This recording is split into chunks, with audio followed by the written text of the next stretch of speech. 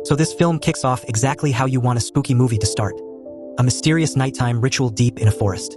We don't see much, just eerie chanting and torchlight, but you know it's something dark and ancient. Next, we're zipped away to this tiny, quiet town. We meet our main duo, Maya and her girlfriend Run, who are super happy, planning a wedding, and have a baby on the way. But then things take a hard left. Run gets news that some random long-lost auntie she's never even heard of has died. And get this, Run is the only family left, so she just inherited the entire family house. They're both totally blindsided. Apparently, Ren's mom just forgot to mention she had a whole sister, right? Seems legit. This mystery aunt's name was Birgit, and this local property agent, Magnus, meets them to show them the inherited house. Inside, there's a fully prepped baby room. A little strange, considering Birgit never had kids. But hey, free baby room, right? They don't think much of it. They just instantly fall in love with the peaceful countryside. After years in New York, they decide this is it. They're moving here for a quieter life. Run feels it's the perfect place to raise their baby and maybe even get married. A few days later, they're all settled in. Run learns her late auntie once ran a women's clinic in town, so they go check it out. There, they meet Dr. Rosalie, who reveals it's a gynecology clinic founded by Birgit. Apparently, she had helped tons of women facing infertility, and the townspeople fondly called her Birdie, though in a twist of sad irony, she could never have children herself. The clinic is now run by Dr. Rosalie, who seems super kind and professional. During the visit, Rin mentions she's 13 weeks pregnant. Rosalie asks if they've checked the gender, but Rin says they've been avoiding it, worried about risks. Rosalie assures her it's perfectly safe now and mentions their clinic has everything they need for the delivery. Even though they were already using a bigger hospital, they agree to come here for regular checkups. One day, during another visit, Rosalie performs an ultrasound and reveals it's a boy. Run, who has always dreamed of being a mother, gets super emotional, and then happiness stops. One day, a little girl just arrives at their house. Ren assumes she's another piano student. The girl is unusually quiet and just goes straight to the piano. Ren was expecting a new student named Chelsea that day. During the lesson, the little girl quietly pulls out this creepy object, made of hair and tiny wood pieces. When Ren asks about it, the girl whispers that her mother comes to this house at night and that she's scared to tell the truth. Then she drops this chiller. She says it's about the baby, Henry, and that they want him. Ren freezes. She and Maya had just chosen the name Henry, something no one else knew. Suddenly, the phone rings. It's the real Chelsea's mother, calling to apologize that her daughter can't come for lessons. And before Ren can even react, the strange child just vanishes. That night, the same girl returns.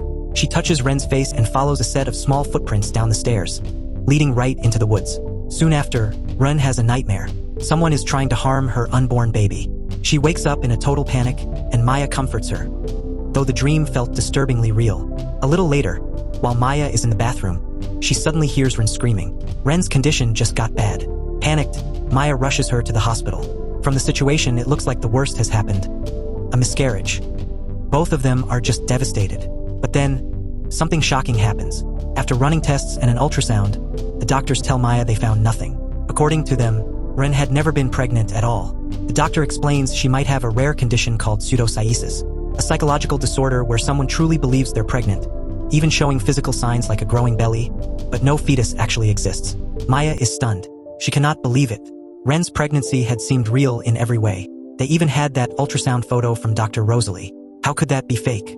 The doctor advises Maya to get Ren mental treatment, but Maya refuses, unable to accept this was all in Ren's mind.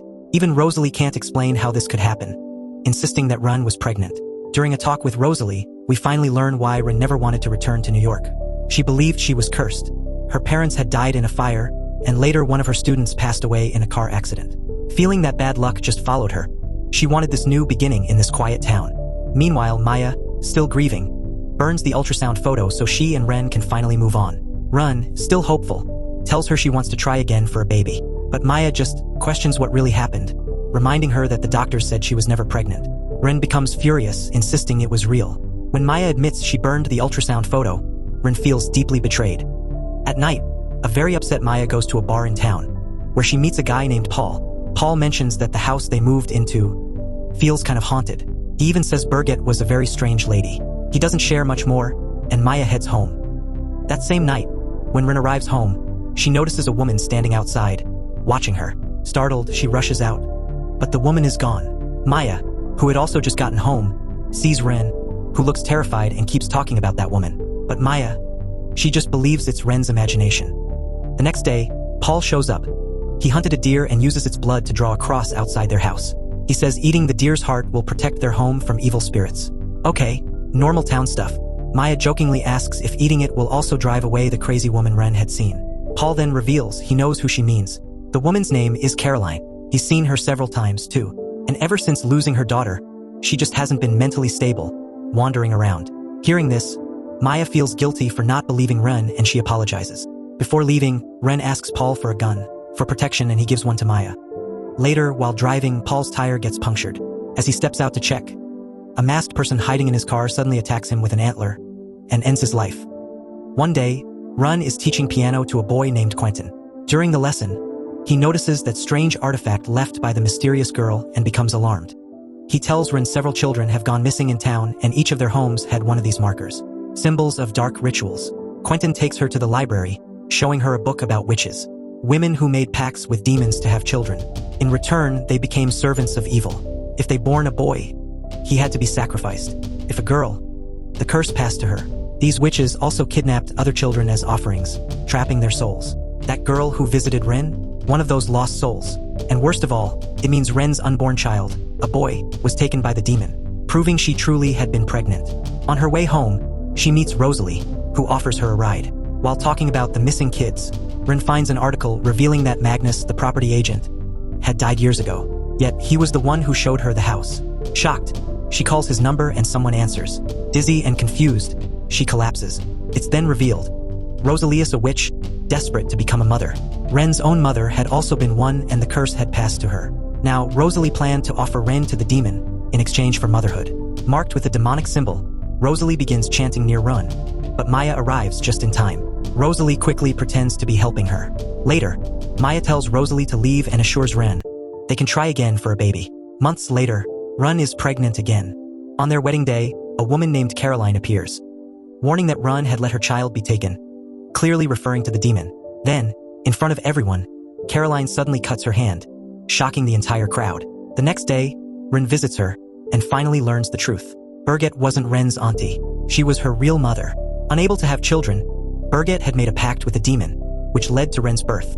But she knew the curse would one day pass to her daughter, so she gave Ren to her sister hoping to protect her. The demon grew furious and began targeting other children in town, with Birgit bound by the curse, forced to help. Caroline reveals that Ren herself is also a witch, cursed by birth, and that soon, the demon would return to claim her. Back home, Maya finds the same book Quentin had shown Ren, realizing Ren had been using it for some kind of ritual. When Maya confronts her, Ren confesses everything. How Birgit had given birth through a dark ritual and now the demon had come to take her, just as it had taken their baby, Henry. Maya loses her temper at Ren, calling everything she said superstition. Ren, confused and hurt, doesn't know how to make her believe. Later, while talking to the police, Ren learns that Birgit, her mother, hadn't taken her own life. She had actually been murdered. Ren starts to suspect Rosalie was behind it. On the other side, we see Quentin trying to call Ren, and we see at that same moment, the masked person attacks Quentin, and he later dies. By the time Ren received Quentin's message, it was already too late. When she arrived at the library and saw his body, she was heartbroken. At the same time, Maya visits Rosalie, who begins manipulating her, insisting that Ren is mentally unstable and had harmed her own child.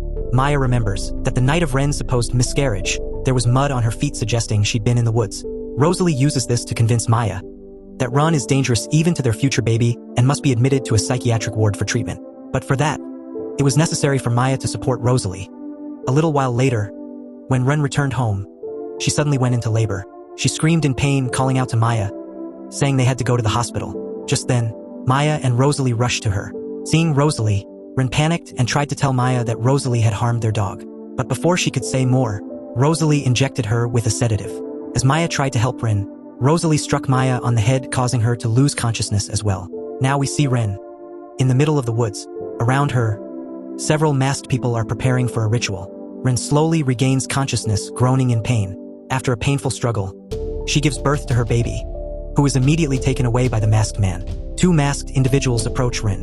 One of them turns out to be Rosalie, and the other is none other than Magnus, Birgit's attorney. It's revealed he faked his own death, so he could secretly serve the devil. Since Rosalie had successfully brought Ren to this place, she pleads with Magnus to lift the curse from her. But Magnus betrays her and ends her life as her purpose has already been fulfilled. Before Magnus can harm Ren as well, Maya arrives and shoots him. She immediately rushes to Ren's side. Seeing her alive, Run is overwhelmed with relief and joy. Maya quickly picks up the newborn baby in her arms. But before they can escape, Magnus, still barely alive, grabbed Ren's leg. In a burst of fury, Ren picked up a weapon and struck him repeatedly until he finally stopped moving. Just then, the remaining masked figures around them began chanting strange incantations. Ren realized the horrifying truth. She was now cursed, bound to serve the devil. There was no way out anymore. With tears in her eyes, she told Maya to leave the place. Accepting her fate, Ren slowly put on Magnus' mask. And with that haunting moment, the film comes to an end. If you liked this story, wait for the next one. And don't forget to like and subscribe.